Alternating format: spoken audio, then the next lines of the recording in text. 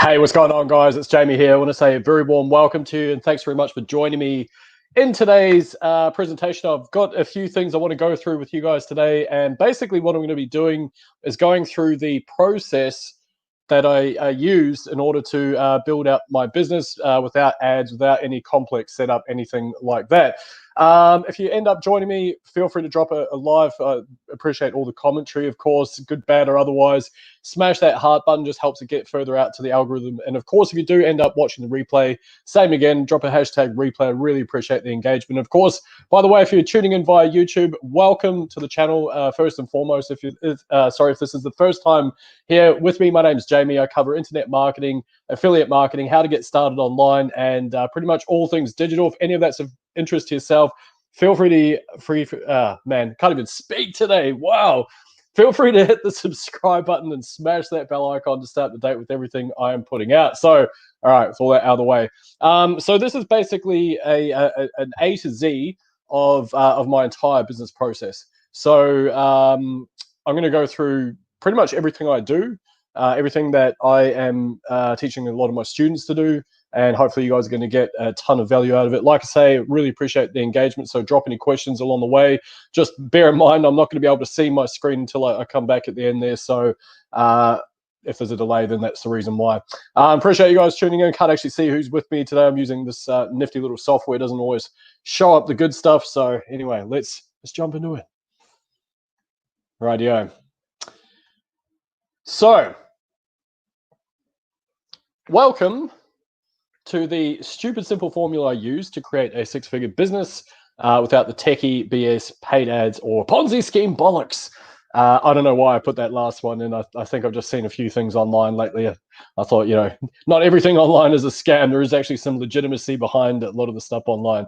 Anyway, the formula that I'm going to be teaching you guys, it's called COED, and it stands as an acronym, which I'm going to go into in a minute. But there you go. Feel free to write that down. I just made it up. So, not really talking about the COED in the traditional sense, like the whole girls and boys together thing. I think we're a little bit beyond that at this stage. What I'm really talking about is the acronym, which is content, outreach, engagement, and diagnostics. Okay, outreach, engagement, diagnostics. So why is that the thing? Why am I talking about that? Well, if you're doing organic marketing via social media, specifically on Facebook, although this technique is realistically going to work across, I'm not going to say all social media platforms, but a lot of them, anywhere where you can engage with users and have one-to-one conversations with people, then this technique will actually work. So content. I'm going to go through each one and how you can produce it and whatnot, but that's basically the starting point for it.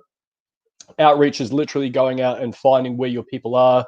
Engagement is engaging in their content. And there's very specific reasons why we do this, by the way. It's not all just, making stuff up and just to be a good guy or whatever, or good whatever thing out there. I don't know. Diagnostics, which is a fancy way of saying sales.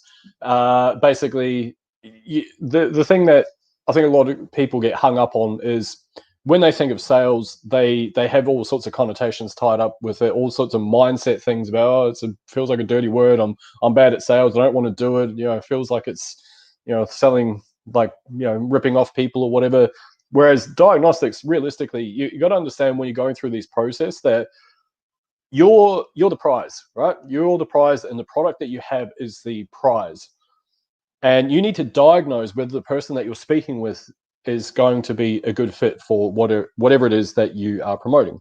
Okay, so you need to diagnose that, and you can't do that if you don't have some sort of process in place to do that. Think of it kind of like Inspector Gadget.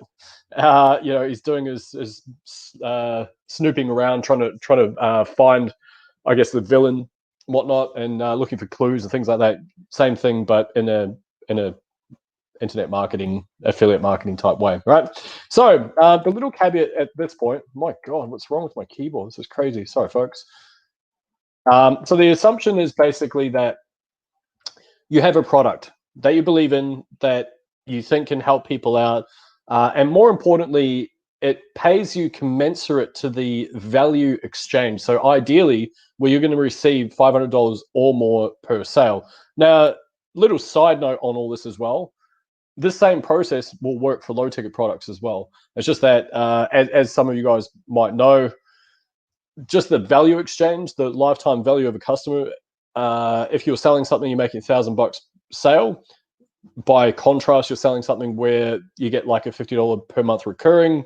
You're gonna have to sell 20 of those, or that person's gonna have to stay with that recurring thing for 20 months in order to equate to one high ticket sale. That's why I'm all about that. But having said that, as some of you may know, you can offset that, right? So you have like a high ticket product, you can offset it with a low ticket or a recurring along the way, things like that. So I'm suggesting that this is where you focus your energies, and then you can have the lower ticket stuff as kind of like a downsell, or as an alternative when people don't have the financial resources for the high ticket stuff.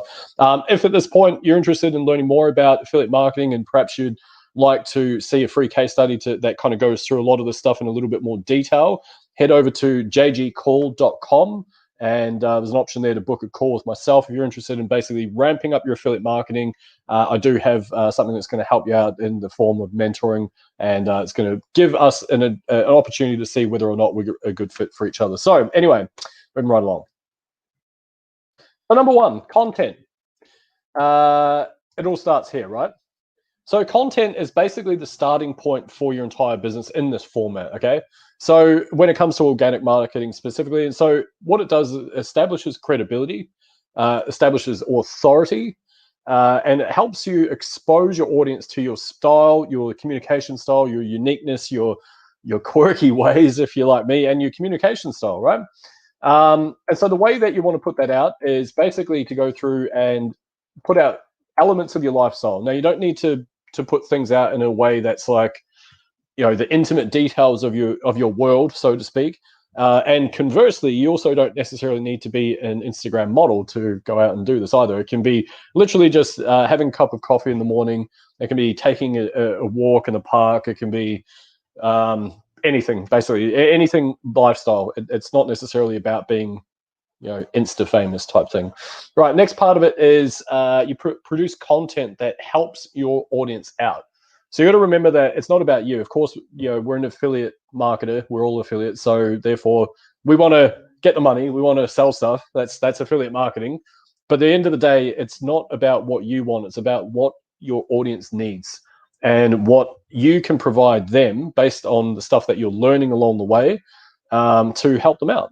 So a lot of people have, I guess, a lot of hang-ups around this because they think, well, Jamie, I don't have anything to say. I'm brand new to this stuff. Well, the thing is that you are going to learn as you go along.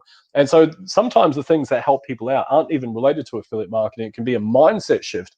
I was on a coaching call with someone some time ago, and I threw out three little letters, literally three letters. I said RAS, Reticular Activating System. And that sparked something in this person's mind, and then they kind of did their own homework and whatnot, and probably went over a few things that they'd already gone over before, and that was just something like as a mindset shift based on that helped them out in their business, right? So think of all the things that have happened in your life, and things that you can potentially talk about that I guess are interesting, that could help someone else out based on your own life experiences, things like that. The other thing is that you want to start calling your audience out, right? Like, it's all very well putting out a whole bunch of stuff that helps them out, value content as they call it, but you also want to call them out. Like, who are you talking to? Who's your ideal audience that you're talking to? So here's a couple of examples. I only work with committed people, because that's true. Like, my coaching, mentoring, and Super Affiliate Accelerator, things like that. If you're there just to try and make a quick buck, it's not going to be for you. That's not, like, literally not going to work. The way that you can do that, look, and I used to do this specifically when I was running ads as well, which would be, are you an affiliate marketer? Are you a struggling affiliate? Come tell me your woes. Let's have a cup of tea and sit down and have a chat. Why you aren't? That's a really powerful one as well. So if you know the mind of your audience, and you can do this through going through an avatar, by the way. So an avatar, if you're unfamiliar, is quite literally, you go through and you write down the psychographics of your audience, so their behaviors online, their age. You can even give them names if you want to make it kind of personal. And what that does, it gives you a framework and an idea in your mind about who you're going to target as part of your marketing. And so therefore, what's their primary goal? Well, make money online. That's what we all want. Give us the cash. So therefore, why aren't you hitting your goals? Why aren't you hitting your revenue goals, things like that? And what this does is basically you're going to polarize your audience. So you're going to piss some people off. They're not going to like the fact that you're telling them the truth. Like, these are the reasons why you're not making money. You don't work hard enough. You have mindset issues, blah, blah, blah. And so therefore they're going to go, well, this guy's a dickhead. I'm getting off here now.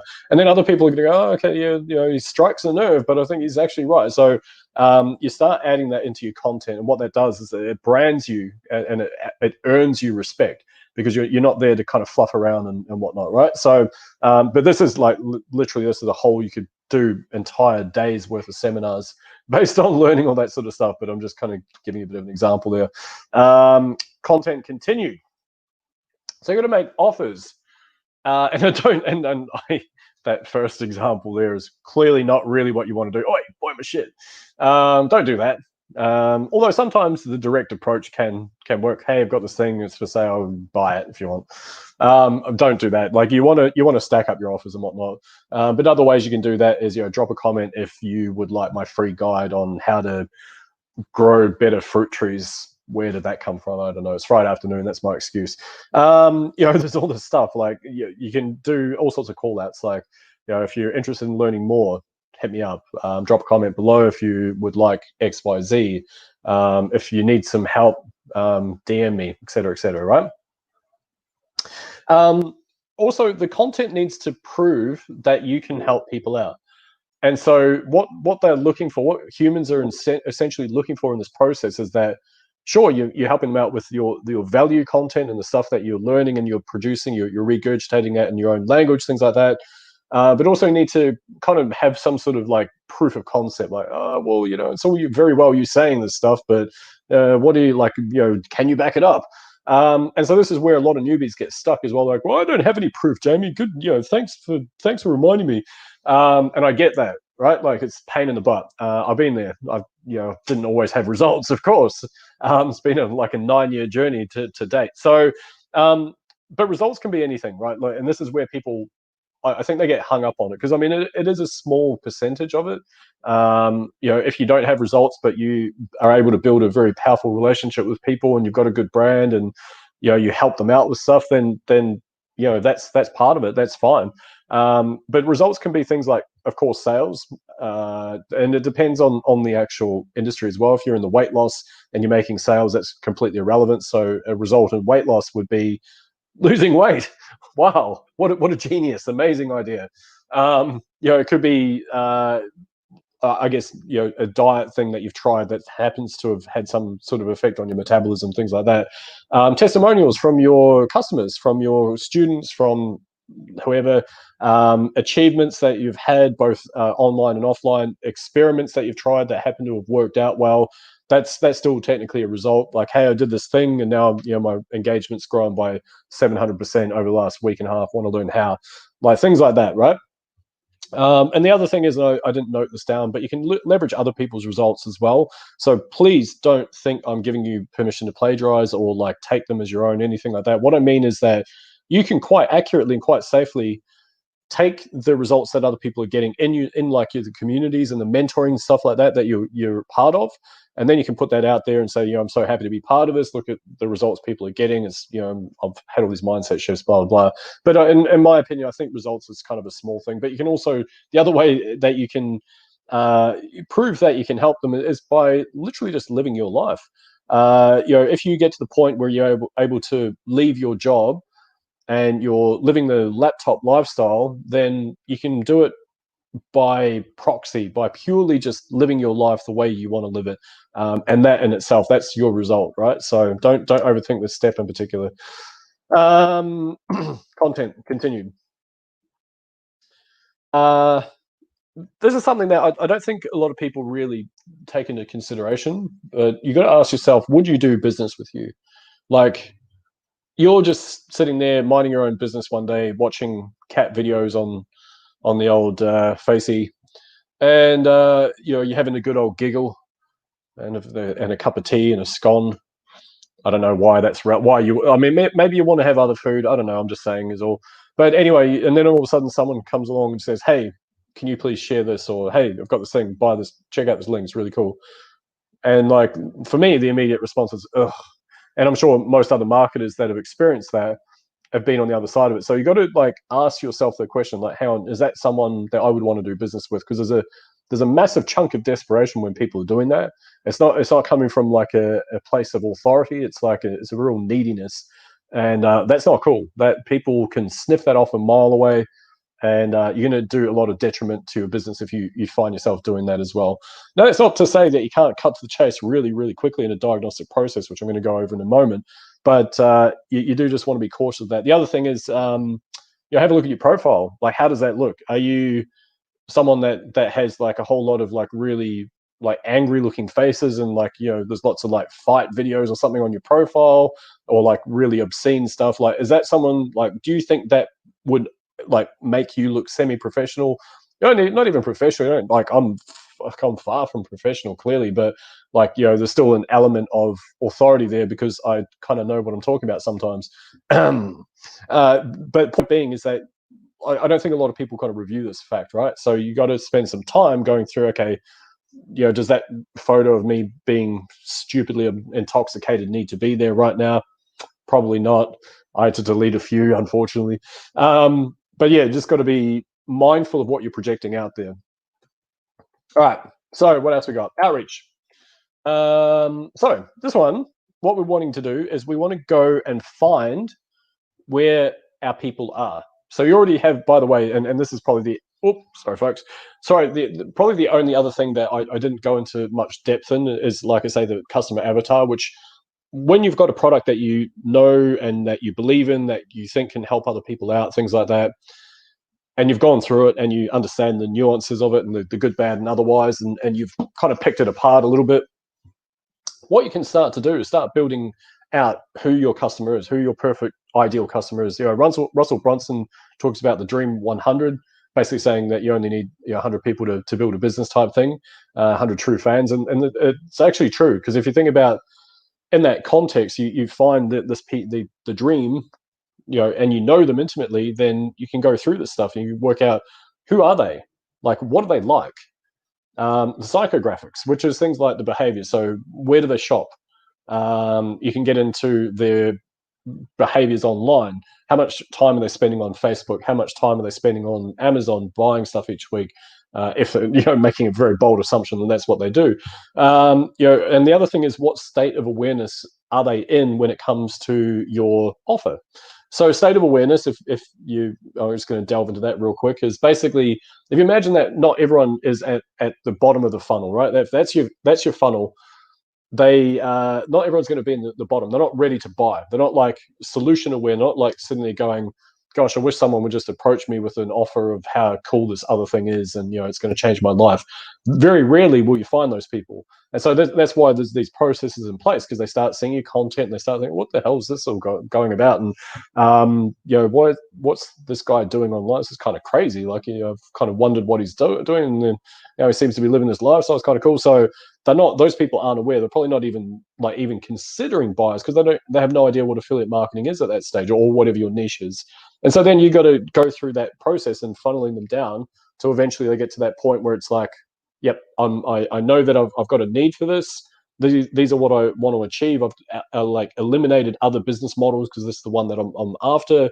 And so they have a very good state of awareness. So I'm not saying don't go for people that aren't in that state of awareness, but what I am saying is just be mindful that if people aren't at the bottom of that funnel, there's a longer process you're going to have to take, because you need to say, hey, well, this is what affiliate marketing is. This is why it's a cool business model and it beats the crap out of everything else, or whatever the thing is, right? This is why the solution that I have is immensely better than anything else out there. So there's a lot more steps, right? So anyway, just throwing that out there. Also, just, I guess work out what places they hang out at online, groups, so on and so forth. I think I put this in here, if I'm not mistaken. So you send a friend request, which is the friendly thing to do. But here's what you're looking for. You want to check their profile.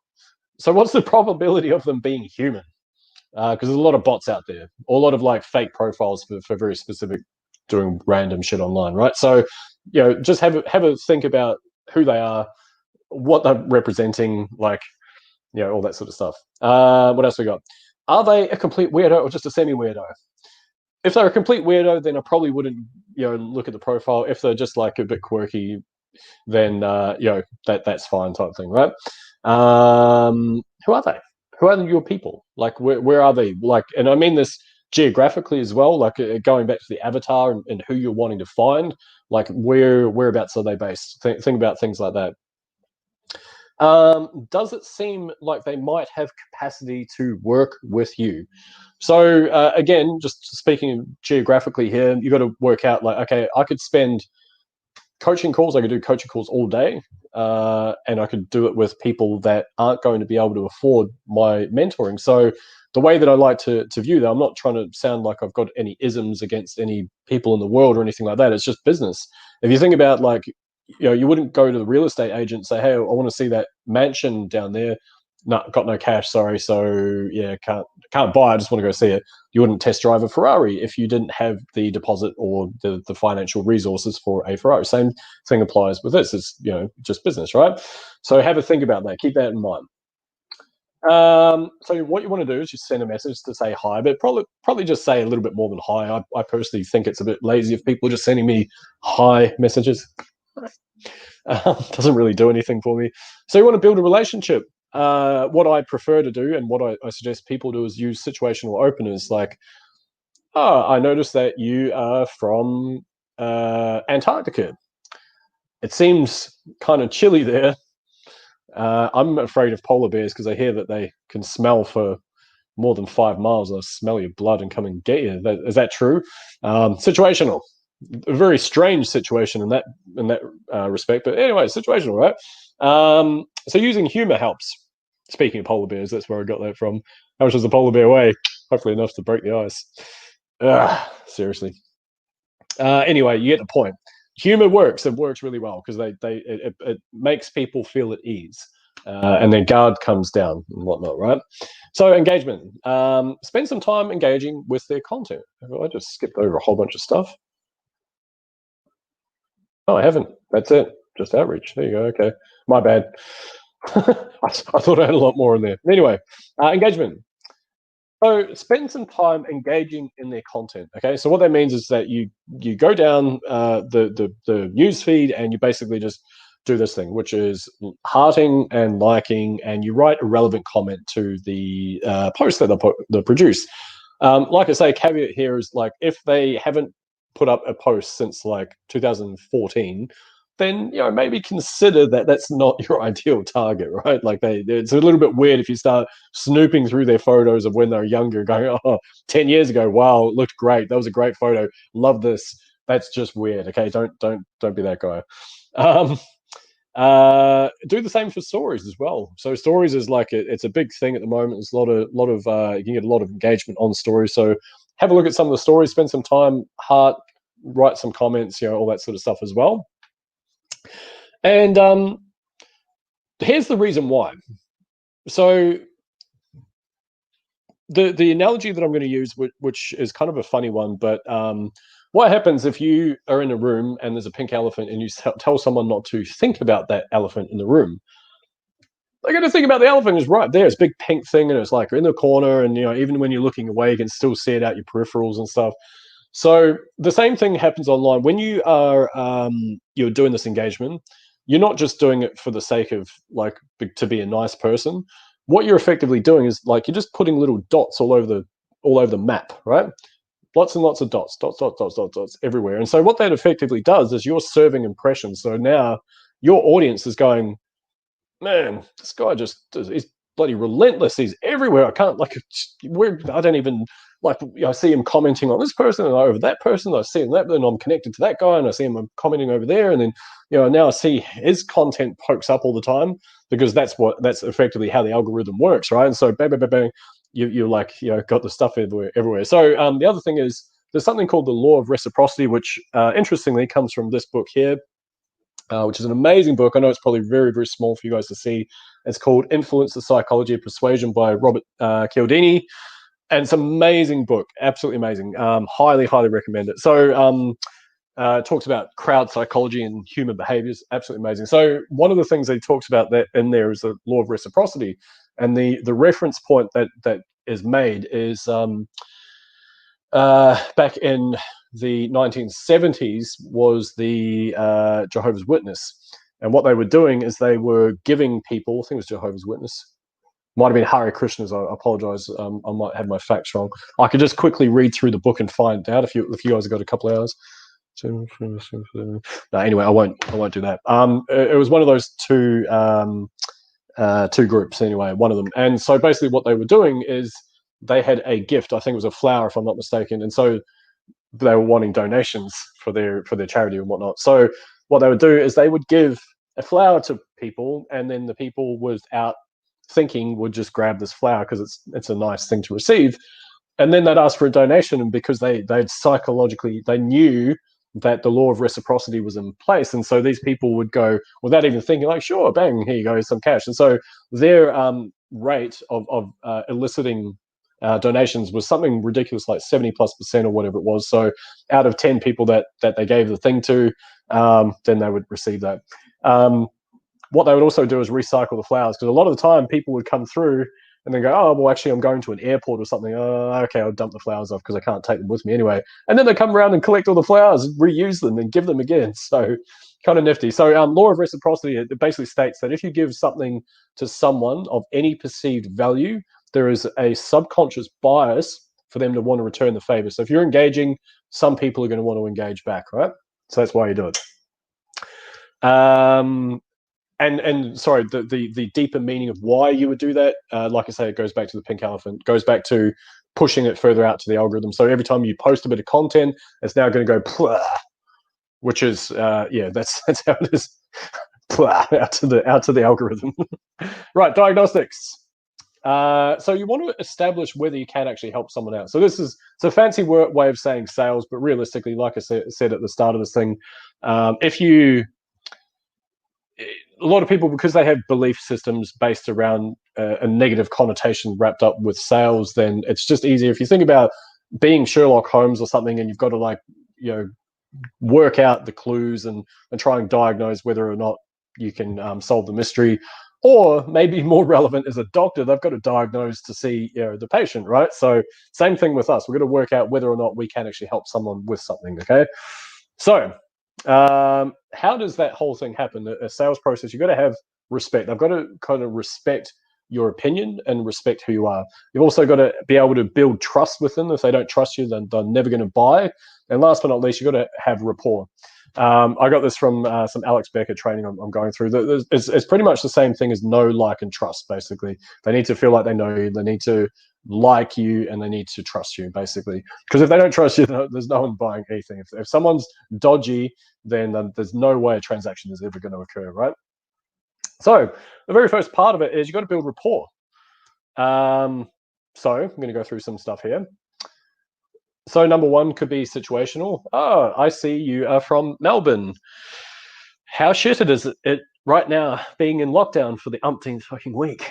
Yeah, so things like that. I'm not dark about that at all. That's fine. I'm kidding. I'm actually fine. That was a complete joke. But yeah, I was saying situational. I'll see someone else from Melbourne. They'll be like, oh yeah, how's the old bloody stuck in lockdown treating you? Because that's pretty much the common dialogue that seems to be happening at the moment. So experiential. That could be something like, oh hey, I noticed that you're interested in trucks.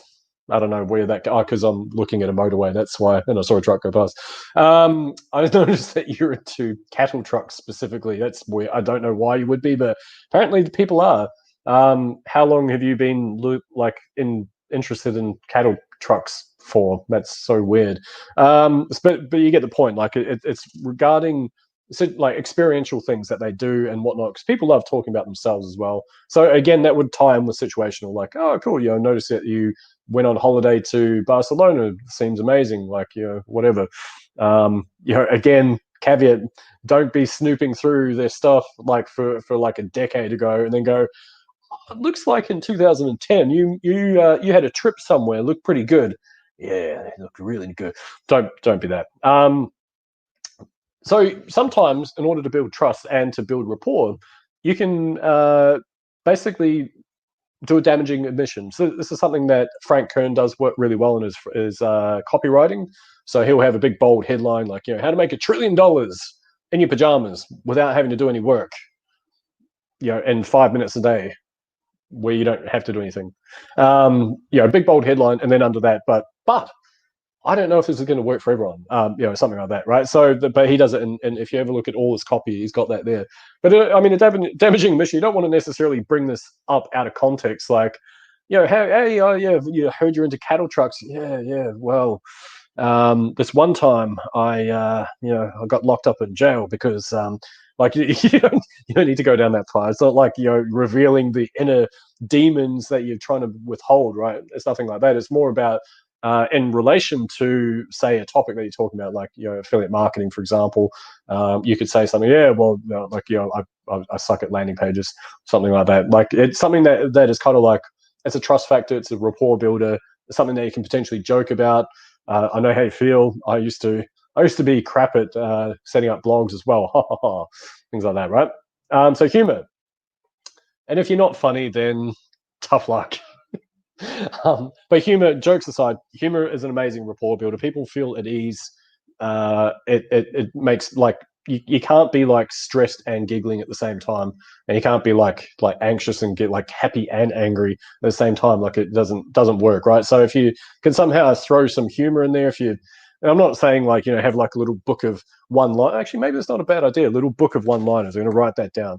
No, I'm kidding. But that could actually work. Who knows? Like you just do a silly little off-the-cuff one-liner, creates a bit of a giggle, and you've instantly built a lot more trust. Because then they go, oh, this guy's all right. He's funny. He's a funny dude. I don't know why it gave me a flashback to Goodfellas, that scene with Joe Pesci and what, you saying I'm funny? Anyway, that's another time. Relatability. One of us. Well, points if you get the movie for that one. One of us. Oh, all right. Don't want to lose it while I'm doing a live. Anyway, relatability. So here's the thing. There's something Dan Kennedy talks about, and it's called an affinity bridge. So this is really cool. It's basically like if you go back through your life and you write down some of the key things that have happened, the places you've worked, the people you've connected with, places you've traveled, certain things that you've done, universities, whatever it is, whatever your thing is, right? And you start writing those down. What you'll find is when you're chatting to people, there is, like, it could be the most tiniest little thing, like, what's an example? I'm looking out my window for like brain power at the moment. It's been a long week, and it's not working either. Yeah, it's cool.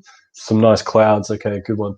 No, but jokes aside, it could be anything like, oh, you're wearing a blue T-shirt. Wow, blue's my favorite color. Really, really bad example, by the way, but it could be more situational. Like one of the examples that Dan Kennedy actually uses is a reference to, I think, a relative or being from somewhere or something like that. I think it was, or maybe I'm mixing my stories up. Anyway, that's one way that you can use it. So, oh, okay, you're from blah blah blah. I traveled there last year. It's amazing. Oh, Italy. There you go. Oh, you're from Italy. I went there last year. It's an amazing place. So what that does, that affinity bridge, that tiny little piece, little string, little cotton of relatability, it actually builds a very strong trust and a strong bond on a kind of a subconscious basis. So I've used a silly little example there because I really do not understand a lot of the language patterns that are coming out from maybe a couple of generations below me, which is, God, IMG, I totes love Bieber too, lol, ruffle, zagroffle, blabopple. I don't know, like I made those ones up. Maybe they're gonna, hopefully they take off. That would be so cool if I just made up a thing just then that worked. Zagroffle, blabropple, don't know what that means. Anyway, you get the point, right? Relatability. Right, diagnostics. What else we got? So trust, that's a big one. You do need to have that trust, because if you do not have it, then no one will be interested in dealing with you. So you can build that from a damaging admission, like I said, and as Alex Becker mentions, the whole throwing yourself under the bus thing, which I think is kind of cool. And it's things like how to make a six-figure business. But little caveat: I don't know your work ethic. I don't know if you're able to be consistent with this. I don't know if you're comfortable about putting yourself out there as part of a personal brand. So, that's my damaging admission right there. What else we got? Relatability. So again, going back to that thing, if you can have an affinity bridge there of anything, like it's crazy how that works. Like there's some sort of random thing. Oh, he's a good guy. He's because he wears blue shirts. I wear blue shirts too. So yep, I feel like we're like kindred spirits. Yep. Relatability builds trust as well. Having a nothing in return mindset. So what that means is that if you and this is a very hard balancing act you need to kind of get through, because on one sense what you're effectively doing is going, I want to try and sell this person something, I want to see if I can help them out with something, but then at the same time you also want to have a completely what's the term, relaxed approach. There's a better word for that. It is aloof. You want to be completely aloof when it comes to I guess that, because if the more that you kind of give a shit about, like, oh, please, I hope they buy, please click on the link, like that's going to reek of desperation. And you guys have heard me talk about Gil Gunderson from The Simpsons many times, but you're going to end up like, oh, Gil, and he needs to make a sale. So, oh, Gil he definitely did not have a nothing in return mindset. He was like very like, oh, maybe I'll make a sale today, oh, Gil. So just if you go into it like with that approach, like there's many people out there, there's many leads out there. One conversation is not going to matter in the grand scheme of things, and the more chilled out about that approach you are, amazing things happen, right? Amazing stuff can happen, because then people are like, they go with your confidence basically. You can also build trust and rapport and all that stuff by purely just helping people out. Okay, so helping them out with whatever, like if you know more about a topic, and you can do it without coming across like you're arrogant as well. Like, that's a shit landing page, this is how you do it. Nothing like that, if you can avoid it. However, if someone's trying to do that to you, then feel free to put them in place. But yeah, I mean, you can just kind of like, cool, well, look, I can relate. This is how I used to do it, and this is how things change. I don't know, would that help if I kind of explain that? Yes, because then you're asking permission as well. You're not just being like, well, oh, let me tell you a thing or two, Sonny. You don't have to do that. It's kind of cool. Get some mood lighting going. Right, what else we got? Diagnostics continued. How to unawkwardly transition. Well, first and foremost, before I go into this, it's a loaded kind of topic here, because sometimes there's no way to not feel awkward, and the awkwardness is within you. By the way, it's never external. You can make a choice whether it's going to be awkward, because then what happens, and a lot of people do this, like they get stuck in rapport building phase, and like, yeah, I'm really good at building rapport. Like, I talked about my dog and my cat and my plants and my blimmin', I don't know, whatever, my magazine collection, and things are great. And but then it starts, because someone's your friend at that stage. They're kind of like, you built trust, and you've told each other about your lives and stuff like that. And then you're like, it feels very awkward to kind of sell to someone that you're really close to. Like, you're kind of like thinking, oh man, like I don't want to. I'm going to get a whole bunch of judgment here, and like, how do I, without sounding weird, how do I just kind of throw it out there? Oh, I don't know. Like, I feel like I can help them, I just don't know. So a lot of people, and therefore they never actually go down that pathway, because they're stuck in their own head with it. So just be awkward, just throw it out there. So you can be situational. So I think we connected from XYZ group. Are you still looking at XYZ? XYZ, the reference for the group, by the way. So look, one of the things I've done quite organically is when I've connected with people, I will connect with them from all sorts of places. That's me using, this is the magic thumbs of connectivity, which is also, that's the sound that connecting with people makes, apparently. I've just made that up. But essentially, when I'm connecting with people, it actually is very organic and very authentic when I say, look, don't actually know how the heck we connected. I don't know where that came from. Like, I'm in a lot of groups. I connect with a lot of people for whatever reason. So I don't know. Like, are you into marketing or something? Or like, oh yeah, I'm an affiliate. Oh cool. Okay. Like, what's happening with the affiliate these days? Have you been doing it for long?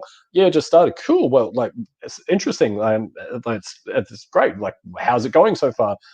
Yeah, I'm learning a lot. Cool. Well, do you mind if I offer some advice? Like, what are you actually focusing on? Well, I'm focusing on building a blog. Amazing. Okay, cool. Would you be open to the idea of building a brand? Yeah. And then they get the credit card out, and that's it. Easy. So easy, right? Just kidding. So you can just be direct. So what are you up to online lately? Tell me. I'm interested. I feel like we're friends now. So like, let's cut the BS. What are you doing? What are you doing online? Because it's direct, and sometimes if they choose to get on the back foot by it, that's their choice to perceive it in that way. You can't control that, right? Like, you don't have to be that direct. You might want to reword it in your own language that kind of feels a bit softer if you prefer to. But sometimes people just appreciate the direct approach, so don't be afraid to throw that out there. What else we got? There's another one. I knew I put something else out here. So if you've gone to the point where that someone says, for example, you've connected through certain group, you're like, hey, actually, I think I was reaching out because I think you're part of this group. Are you still doing that thing? Yes. Oh, cool. How's it going? Bad. This is a perfect script, by the way. Like, it never goes like that because people's egos get in the way. Like, oh, it's great. Earning 10 grand a day. Don't need no help. Because they're usually trying to sell you. But anyway, let's I'll get away from that. But assuming you've gone through the perfect part, I connected through this group. Okay, cool. How's that going? Great. Bad, good, bad, otherwise, whatever. Oh, cool. What's been your focus with that? How long have you been doing it? Start to get a few pain points, and then you can offer some guidance on. Look, I don't know if this helps, but this is what I did, and this is how I got my first 10 grand month online. I did this thing. Actually, come to think of it, I've got a thing that might be of interest. It does X, Y, Z, and permission to pitch is quite literally this. So look, I have something that I think could help you out. Is it okay if I ask a couple of questions to see whether it could work for you? So it could be that, or to see whether we would be a good fit, whatever you like, use your own language, but basically ask permission. Because then if you're going from basically, hey, how's it going? Oh yeah, you're in this group regarding affiliate marketing? Cool. Well, hey, let me tell you about this thing. It's bloody awesome. So what are you struggling with the most of it? Because then it's very presumptuous. You're like, well, dickhead, you're presuming that I'm struggling with something. Like, do you not want to like dig into my pain points, find out a bit more about me first? Buy me a drink first, damn it.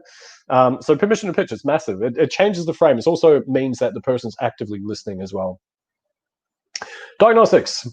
So a sale is only going to occur when the pain associated with not having something in their life and in general outweighs the pain of making the investment. So hold that in your mind, right? Because that's the only way that the things are going to change. That someone is going to go through that pathway and then go, bang, I need this thing. This is awesome. Like, let's get started type thing, right? So that's the motivator. And it's kind of like that thing of, if you're standing in a bunch of sticks and someone like says, hey, like, wouldn't it be cool if we went over here because it's going to get quite warm over there soon? And then people are like, okay, yeah, I've got like my high chair set up here. This is freaking awesome. I'm just chilling out over here. As opposed to the other thing, which is that like someone lights those sticks on fire and then they're like, well, this sucks. I need to go over there now. It's like, what do you think's the bigger motivator? It's like, hey, it's nicer over here. Oh, okay, I suppose I could, get myself over there. And so, but this is human nature in general. Like, we are motivated not by our dreams so much as our pains. So pain is the motivating factor. It's going to push us further away to chase the dreams. But that it always starts with that, right? So our job is to throw not how questions, which I know is a little bit hypocritical because I was referencing how questions before. But if you can, ask what questions. I'm going to go through an example in a moment. And also why questions, because you want to get in their emotional state. Like, buying doesn't happen if someone's in a logical state. Because, and of course, people make logical buying decisions. I get that. But it's based on the emotional state that they are in, based on their current situation and their pain points and their, does my life suck right now versus will it be more awesome if I'm doing that? Oh, it sucks. Awesome, sucks, awesome, so on and so forth, right? And that's how you can get that information. So diagnostics continue. My God, we just did so many diagnostics, Jamie. So the whole process comes down to this. You have rapport. You work out what their situation is. You're going to work out the pain points, which is what they want in life. Why aren't they getting that now? This is the pain point. So what they want, you basically you've gone through and go, hey, what is it that you want? Oh, well, I want on a laptop lifestyle, 10 grand per month, and chill out on the beach and not have to do any work, and retire to wherever. Okay, cool. Why aren't you getting that? Oh, man, I need mentoring, and I don't have a pathway to follow. And, oh gosh, life is hard. Sorry to hear that. Why is like you living that lifestyle important to you? Well, I'm glad you asked, because blah, blah, blah. So anyway, you get the point, right? So you delve into those pain points, and that's hey. So what and why questions. And so you also want to work, and there's another thing I want to raise in here as well, which is you also want to work out, I guess, specifically why, like what they're aiming for financially. Because especially in this type of situation, this type of sales diagnostic process, you want to get that because you want to work out how serious they are about that. Like if they say, I want to make $300 per month, and like, well, why are you talking to me then? Just go get a job or something, or like, it's not super ambitious is what I'm saying. So you kind of want to lock that in as well.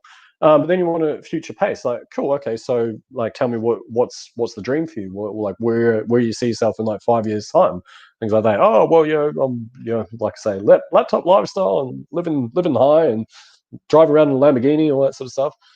You also want to establish their commitment. How committed is someone to making these goals a reality?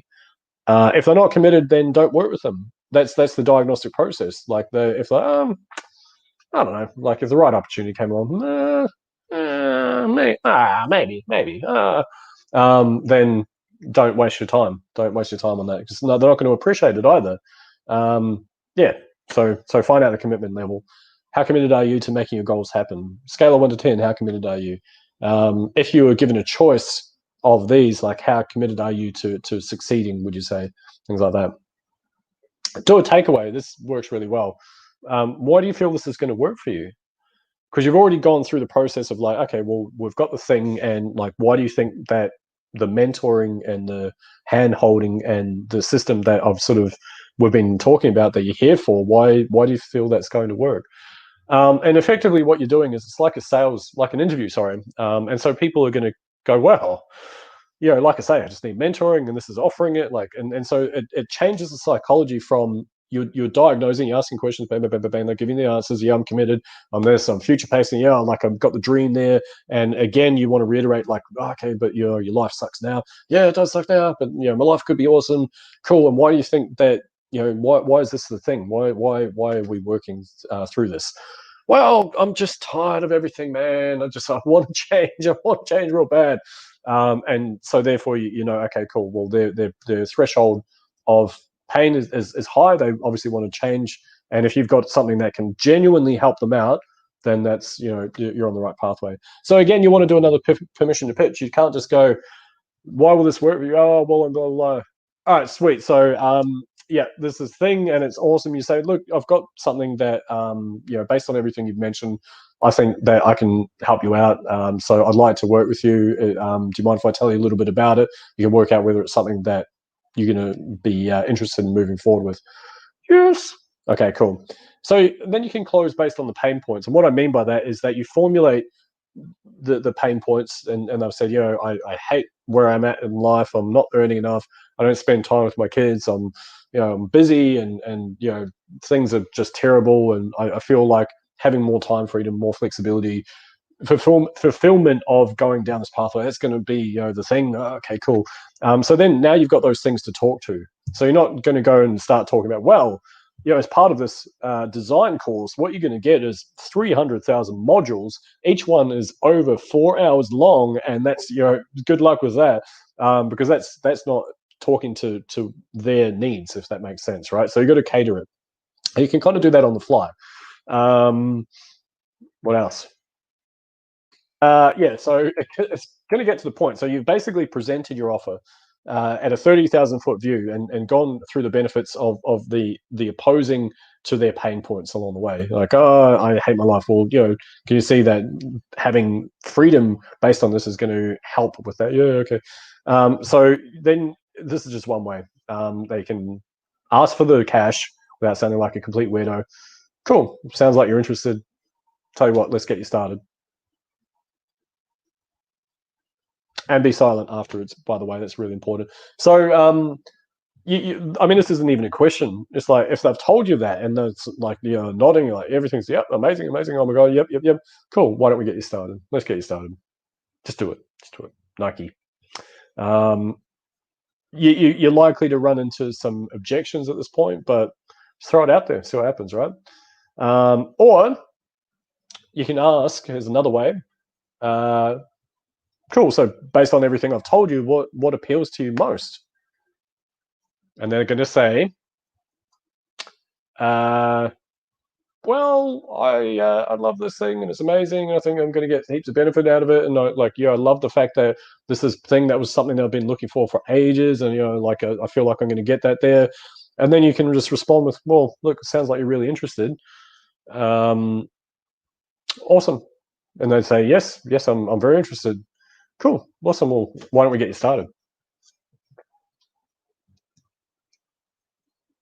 And they go, okay. Another way, the financial part. So another way you can say it is, look, the people that tend to do really well are those that are decisive. They take action and are usually the ones that see the results. So if we can get you started today, it's just $55 million. And if you're silent, again, like I say, little thing, just random here. But in terms of the tonality, if you can inflect downwards at the end of that, especially when you're asking for the money, it shows a sense of authority. It's like putting on your dad voice. Listen, if I could get you started today, it's just 55 million. All right. Yeah, it works really well. So, and then silence is golden because you've got to let their brain think. They have to have like processing time. Go. And you can see the cogs turning if you're on a Zoom call and stuff like. Okay, fine, let's do it. Type thing. So, putting it all together. Number one, daily content. You got to chuck out a post at least a day. This has got to be consistent, by the way. You can't just kind of go do it for a week and then bugger off. Like, you have to be consistent with this. Do a post a day. Try and do multiple stories per day because it's just another touch point. You can do more than one post per day if you like. And in my case, I do maybe one a week at the moment because my main focus is actually my Facebook group. But I do on YouTube most days. I do in my group pretty much every day. And between those, there's always something happening. There is some content out there. Engagement. You don't want to spend your life engaging. Like it's and it's only to get to this point that I'm going to explain a little bit later as well. But 20 to 30 minutes. That's all it takes. Bang, bang, bang, bang. 20, 30 minutes. And outreach, 20 new conversations, which it feels like a lot, but it's not that much really. And again, you got to look at like the importance of your goals. Like if you're not prepared to do that, to talk to 20 people per day, like how important are your goals, right? So new folk, you got to add up to 50. So little cautionary tale at this point is that Facebook loves slapping people. So build up to it. So go, like 10 today, 15 tomorrow, 20, so on and so forth, and build into that. But try and add up to 50. And these aren't just random people. These are going off what I mentioned earlier that are targeted. So they're interested in the same stuff as you. They are in a place that you think is going to be, commensurate with your avatar, things like that, and just build up to that, up to 50. You want to take people through a diagnostic process. It's not going to happen every day, but you got to try and at least try to get the buying question out there. Hey, do you want to give this a shot? Here's a video that's going to explain what we're up to. Do you want to give that a go? Is that something of interest? Things like that. And the more you do that, the easier it becomes. The more practice you're going to become at it. But what's going to happen is that's and I'm going to go over some very basic mathematics in a moment. But you're essentially, doing that. There's 30 people per day that you're asking if they want to buy something, right? So you can't not make sales, basically. So the result of all that is you're going to end up reaching 600 new conversations per month. That is going to do wonders for your engagement. People are going to start snooping your profile, seeing what you're up to, start seeing all this awesome content you're putting out. They're going to basically you're going to be everywhere, basically. And on top of that, like I say, if you're asking the buying question, it's 30 people per month. You can't not make sales of some kind. Targeted people, 600 conversations, taking them through some sort of process. There's a sale in there, definitely. So then what tends to happen is attraction marketing kicks in. So attraction marketing is when you don't really need to do all these steps quite the same way, because people are now like, oh my god, this person's amazing, they're getting the results, they're doing the stuff, and they're like, look at them, they're everywhere, and oh my god, amazing, and doing these 1 hour monologues for free, things like that. And so therefore they're going to start warming to you, going to be like, well, I think I want to work with this person, I think they're getting the results that I want, so I'm going to come forward and see what they're all about and see if I can work with them. And that's the amazing part, right? So there's one more step. This is futurization, and I think this is really cool. So here's a pathway for you guys to kind of consider. It goes like this. So the attraction marketing, after you've done all that stuff, this is all grunt work, by the way. You're like, bang, bang, bang, you're just working. You're learning all the fundamental stuff. Sales, you're learning copywriting, you're learning all the basic stuff of online business. And then once you've done that, you got the attraction marketing. It's going to start bringing you a few leads, and then you can start earning off the back of that, which is really cool. And then you're going to start wanting to make your business more complex, because you've got it's very simple to start with, and then you add more shit on top. So then you start adding your sales funnels, which to capture your emails, and you're going to have email follow-ups, and you're going to have all that stuff. And then you start to learn some ads, and then you can start scaling your business. So if you've got a process that you know how to take a stranger and then take them through a process to then have someone become a customer, and you look after them, and like I say, your product's got to be A+, and that you trust the product, and you trust that if they put in the work, they're going to get the results, things like that. So that all ties together, and you know how to convert, then you can scale it, right? So you learn some ads, you learn how to scale, and then you continue learning. Doesn't start. It's not like you get to a certain point, you're like, oh well, I've learned everything I need to now. Great. You continue learning copywriting, branding, off creation, sales, all that sort of stuff, right? And you continue learning it because it's just like, for me anyway, I find it very enjoyable. So I guess I'm fortunate like that. And then you build out your own offers, and then you help someone else out, and you sell your own thing because you've got it there, which is kind of cool. And then you retire. And then I was going to say that you die after that, but whatever, right? But anyway, that's it. Hopefully that helps some people out. That's my entire business right there. Pretty cool, huh? Let's go back, see if we got any folks with us. What's happening? Melvin, good to see you, my friend. How are you doing? Thanks so much for your commentary, man. I really appreciate that. Stacey, thanks so much for joining me. How you doing? Does anyone have any questions, comments, criticisms, complaints? Cash.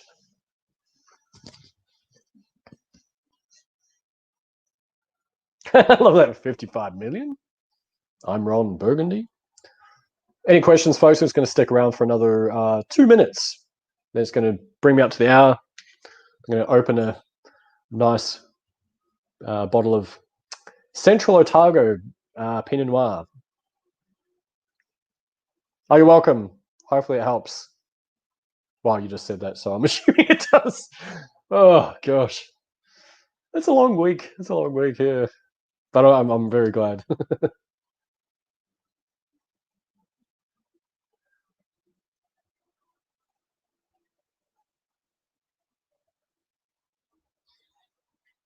Is anyone stuck on anything in relation to that? Thanks, man. I appreciate that. Really appreciate that. Interesting point. I'm just going to make a little note here, and I'm not picking on you for this as well, because I've used scripts many times. There is something. So scripts are awesome. Don't get me wrong. Like they are incredible because you've got like a framework to follow, And the more you do a script, the more eventually it becomes like natural. To the point where now, which kind of make this kind of a strange thing to say, but I very rarely go off my chosen script. I usually end up empathizing with people, and we talk about all sorts of random stuff, which is traditionally in sales is a very big no-no. You're not meant to like go deviate too far away from topic, but I actually prefer going into the depths of that stuff with people, because I think it builds that trust factor way more. And thankfully, I guess the way that I'm structured is that I'm very curious about human beings anyway. So I like getting into the depths of that. So why I'm saying this is basically use a script to get the framework in place, but don't like completely beat yourself up if like you find that you're going off like, okay, I'm meant to ask this question here, but damn it, we've already skipped to this part down here. So do I go back up? Like just kind of just take it as it comes. And as long as you're like roughly ticking off those sort of boxes and trying to find, like I say, the reason, like where the situation is, and the pain points associated with that, their motivation, why they feel emotionally attached to certain answers that they're giving you, and then the future pacing stuff about, you know, talking about whatever it is. Those are the important parts, right? And it doesn't matter like if it's out of whack and out of order and stuff. It really doesn't matter. It's about basically saying, listen, here's where you are. This is what this is going to give you if you apply yourself. You know, let's get you started type thing. Hopefully that makes sense.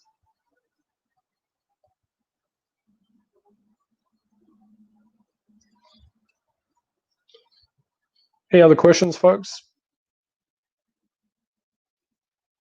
Otherwise, I'm going to go and have a Pinot Noir.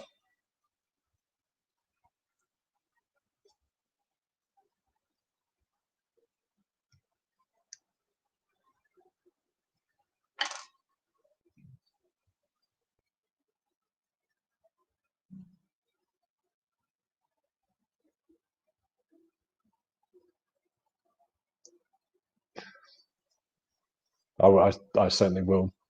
It's been like 35 days since I had a wine, so. All right, folks, I'm out of here. You guys have an amazing weekend. Thank you very much for joining me. And yeah, drop a comment if there's anything else you'd like to learn in the future. Appreciate you guys being here. Thanks very much. Bye-bye.